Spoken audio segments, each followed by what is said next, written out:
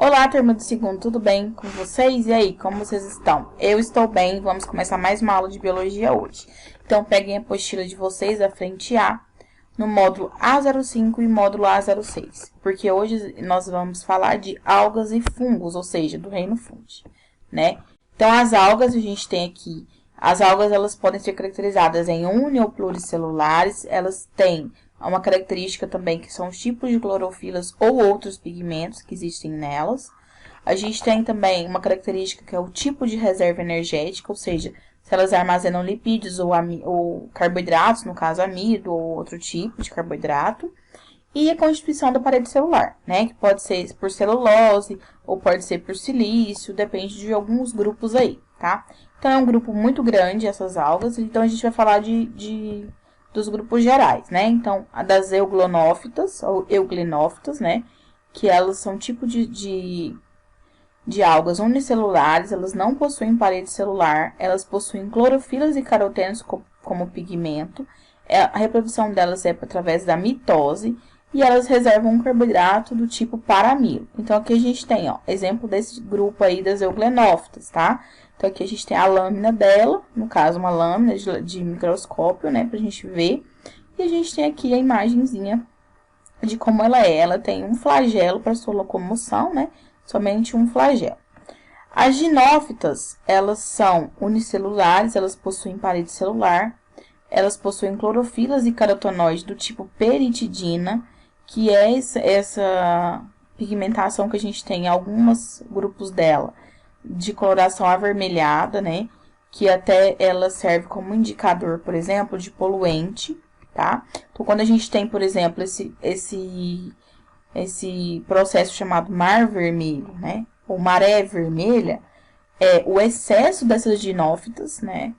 Em determinados locais, devido ao aumento de material orgânico ali naquele local, no mar, por exemplo. Ou seja, o despejo de esgoto, né? Que faz com que elas aumentem essa população. E aí, como elas têm essa coloração diferenciada, aí você consegue ver essa pigmentação no mar, né? Elas reproduzem por divisão binária e elas reservam amido do tipo rididina. Nós temos também as bacilariófitas, que são unicelulares. Elas possuem clorofila e xantofilas como seus pigmentos. Elas armazenam lipídios e polissacarídeos. Possuem paredes compostas por dióxido de silício, né? Também chamada carapaças, porque como o silício ele é uma parede mais forte, né? Então, ele forma como se fosse uma carapaça. E eles se reproduzem por divisão celular. As crisófitas, elas já são unicelulares, possuem clorofila e fucoxantina, possuem parede celular formada por celulose, reservam óleos e polissacarídeos e reproduzem por zoosporos. É esse exemplo aqui que a gente tem aqui, tá? E nós temos ainda as rodófitas e as clorófitas. As rodófitas são chamadas de algas vermelhas, porque a maioria delas tem essa pigmentação avermelhada. Elas são pluricelulares, elas têm parede celular de celulose, formada por celulose. Elas possuem clorofilas e ficobilinas, que dá essa coloração. Elas armazenam amido e possuem um gênero específico dentro dessas rodófitas, que são aquelas algas utilizadas para fazer sushi, ou seja, também elas são utilizadas na nossa alimentação, tá? E as clorófitas é o grupo maior que a gente tem dessas algas. Então, chamadas também de algas verdes. Elas são pluricelulares e unicelulares, depende do grupo. Elas possuem a parede de celulose, possuem clorofilas e carotenoides também, armazenam amido e algumas fazem um processo de mutualismo com fungos, formando os líquens, que é esse exemplo aqui, né, que a gente vê. E algumas espécies delas são chamadas de alface do mar por conta dessa característica dela, por conta de ser uma alga muito parecida com a alface, tá? Então, como a gente já viu, algumas algas, elas fazem reprodução de forma diferente. Então, a gente tem aqui alguns tipos. Então, a gente tem o ciclo de vida assexuado dessas algas pluricelulares, onde eu tenho aqui um filamento adulto, ou seja, uma alga adulta. Determinadas células delas formam os zoosporos, ou seja, né, formam-se os zoosporos, esse zoosporo é liberado no meio. aonde esse zoosporo vai se fixar novamente e aí vai dar origem a um filamento jovem dessa mesma alga. Então, vai fazendo essa forma de reprodução. A gente também tem um ciclo de vida sexuado de algas pluricelulares, chamado ciclo de vida aplonte, onde eu tenho aqui quase o mesmo processo. A diferença que eu tenho que esses gametas aqui, né, que são liberados pela essa planta, por essa alga aqui, que é a planta mãe, vamos dizer assim, esses gametas, eles se fecundam, formam seu zigoto, 2N no caso, esse zigoto faz a meiose, e aí libera novamente para o meio. Então, é esse processo aqui, esse esquema aqui. Então, a gente tem um organismo haploide, que é como se fosse a plantinha, essa plantinha vai liberar, né, por mitose, os seus gametas, esses gametas vão se fecundar, formando um zigoto, no caso 2N agora, né, e esse zigoto vai fazer a meiose, fazendo com que essa planta volte a ter um organismo, volte a ser um organismo haploide. E a gente ainda tem um ciclo de vida chamado haplodiplobiôntico, que é um ciclo de vida sexuado de algas pluricelulares, onde eu tenho um esporófito, 2N, com 26 cromossomos. Esse esporófito, determinadas células dele fazem a meiose. A meiose originam, então, esses esporos, cada esporo com 13 cromossomos agora, né, por conta da meiose. Esses esporos, eles são liberados. Cada esporo, por exemplo, se fixa, né, formando uma plantinha jovem aqui. Então, que são chamados de gametófitos haploides, né? Esses gametófitos haploides vão também formar, então, novamente os gametas. Esses gametas vão ser liberados, vão se unir, vão fecundar, vão formar um zigoto diploide, com 26 cromossomos agora, onde dá origem novamente ao esporófito diploide, tá? Então, pessoal, sobre algas é basicamente isso. Eu quero deixar atividades das páginas 14 a 16 para vocês mandarem para mim no Classroom, tá bom? E agora a gente vai falar do reino fungi, ou seja, dos fungos. Então, o reino fungi, que corresponde aos fungos, né?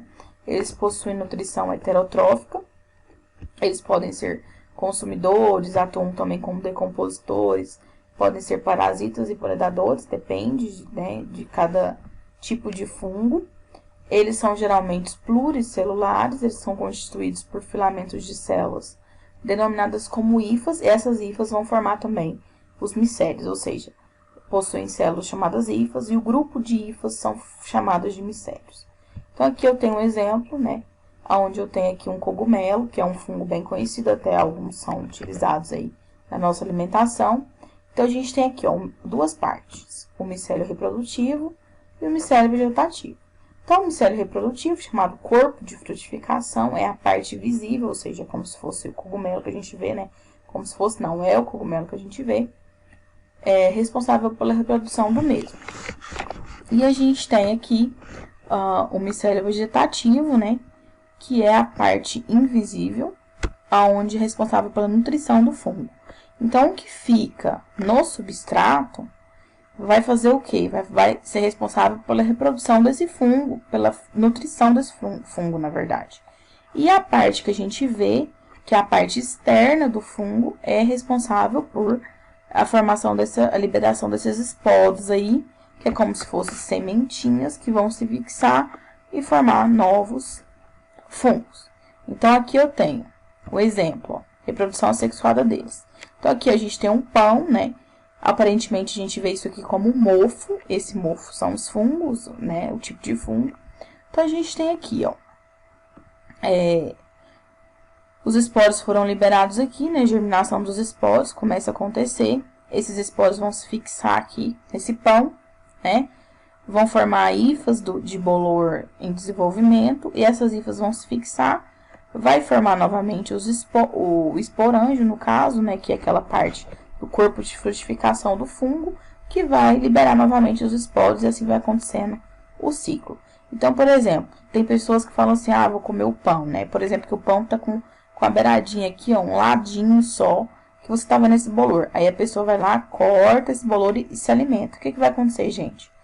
Nesse pão que a gente tá vendo, esse bolor, praticamente ele todo está infectado de hifas, né? No caso, você corta o que você tá vendo, que é a parte que é onde a gente tem a formação dos esporos. Mas as hifas que já estão aqui nesse pão, né, elas ainda continuam existindo. Então, a gente tem que ter cuidado com isso, tá? Então, como que é o ciclo de vida na reprodução sexuada, tá? Por exemplo, aqui eu dei um exemplo do basidiomiceto, que é um tipo de fungo, né? Então, a gente tem aqui o basidiocarpo, que no caso é o fungo, a parte que você tá vendo. Então, aqui a gente tem os esporos, né? Esses esporos, eles têm 2 núcleos. Esses 2 núcleos, eles vão se fundir, chamado cariogamia, esse processo, vai fundir. Vai passar por uma meiose, então vai originar 4 basidiosporos haploides, ou seja, 4 células diferenciadas, cada uma lá com núcleo, cada núcleo com N, tá? Vai acontecer o que com esses basidiosporos? Eles vão germinar, vai ter germinação deles, vão formar hifas, essas hifas vão se enraizar, né, no substrato, no caso, formando a plasmogamia, que no caso é a fusão das hifas. Essas hifas vão formar dicarióticas, ou seja, elas vão dividir células, vão ter a divisão das células, e aí vai formar novamente outro fungo aqui, basidiocarpo, que vai dar origem nesse ciclo de vida novamente. Então, os fungos, eles têm alguns grupos aqui, e esses grupos, eles são separados de acordo com essa evolução, com algumas características. Então, eu já falei para vocês, né? Primeiro que eles são formados por hifas, então todos os fungos têm que ter formação de hifas. Eles têm quitina na sua parede celular, eles possuem esporos na reprodução, eles reservam glicogênio, eles têm a decomposição e absorção, né? Que é uma fonte de nutrição, e aí a gente tem algumas diferenças. Por exemplo, os quitridiomicetos, eles têm zoosporos, ou seja, esporos flagelados, é uma característica desse, né? Os zigomicetos, os ascomicetos e os basidiomicetos, eles não têm flagelos, ou seja, são fungos que não têm flagelos, né? O que diferencia os zigomicetos dos ascomicetos? Ou seja, nos ascomicetos existe o ascosporos e os zigomicetos não. No basidiomicetos a gente tem o basidiosporo, nos demais não. Então, isso aí são características evolutivas, né, que a gente acredita que cada um teve uma diferenciação e formou esses grupos aí. Então, a gente tem aqui um quadro onde eu trago os principais grupos de fungos, né? Então, a gente tem aqui, ó, os chytridiomycotas, que tem as características deles, são unicelulares, possuem hifas xenomicíticas, apresentam flagelos em algum estágio do ciclo de vida, né? No caso, é aqueles primeiros lá que tem flagelos. Os zigomycotas, que também têm hifas, formam esporos sexuados chamados zigosporos, sem corpo de frutificação, ou seja, não tem aquela parte que o cogumelo tem, que a gente conhece. Os ascomycotas têm os ascosporos, né? Algumas espécies existem, formam corpo de frutificação e outros não. Os basidiomicotas são aqueles que a gente conhece como os cogumelos, né? Então, eles possuem essas células chamadas basidiosporos, especializadas em formar basídios, né? Então, eles têm, algumas espécies formam o corpo de frutificação, quase todos os basidiomicotas. E a gente tem ainda os deuteromicotas, que reúnem fungos sem classificação definida, nos quais não se conhecem processos sexuais de reprodução, ou seja, eles não encaixam em todas aquelas características que a gente tem no reino fungi, porém, algumas características sim, então eles entram também nesse grupo, tá? Pessoal, atividades da página 23 a 25, vocês também vão colocar no Classroom, e qualquer dúvida, entre em contato comigo. Até mais!